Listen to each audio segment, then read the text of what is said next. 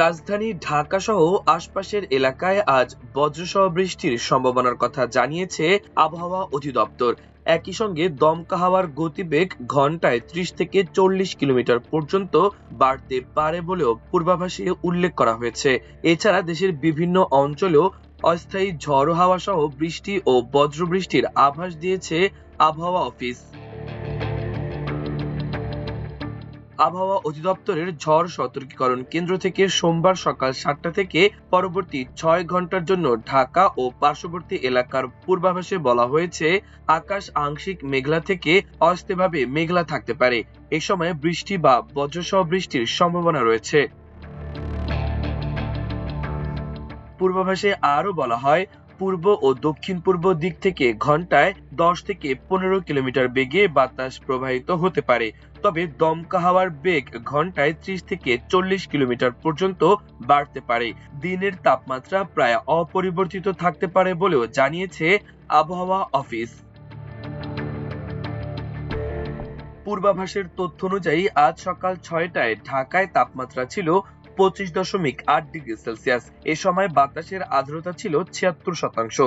গতকাল রাজধানীতে সর্বোচ্চ তাপমাত্রা ছিল ৩৪.৩ ডিগ্রি সেলসিয়াস এবং আজকের সর্বনিম্ন তাপমাত্রা রেকর্ড করা হয়েছে ২৫.৫ ডিগ্রি সেলসিয়াস। গত ২৪ ঘন্টায় ঢাকায় ২৭ মিলিমিটার বৃষ্টিপাত রেকর্ড করা হয়েছে।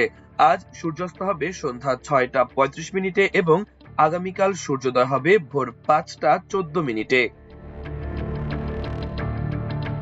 অন্যদিকে সারা দেশে আগামী ৫ দিন অস্থায়ী দমকা বা ঝড়ো হাওয়া এবং বজ্রসহ হালকা থেকে মাঝারি ধরনের বৃষ্টির পূর্বাভাস দিয়েছে আবহাওয়া অধিদপ্তর। রোববার সন্ধ্যা ৬টা থেকে পরবর্তী ১২০ ঘন্টার পূর্বাভাসে এ তথ্য জানানো হয়েছে। আবহাওয়ার সিনপটিক অবস্থায় বলা হয়েছে, দক্ষিণ পশ্চিম বঙ্গোপসাগর ও তৎসংলগ্ন পশ্চিম মধ্য বঙ্গোপসাগর এলাকায় অবস্থানরত লঘুচাপটি বর্তমানে গুরুত্বহীন হয়ে পড়েছে। তবে লঘুচাপের বর্ধিত অংশ পশ্চিমবঙ্গ থেকে উত্তর বঙ্গোপসাগর পর্যন্ত বিস্তৃত রয়েছে।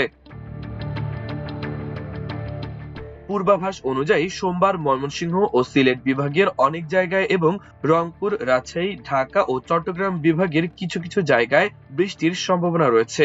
খুলনা ও বরিশাল বিভাগে বৃষ্টির প্রবণতা কম থাকবে।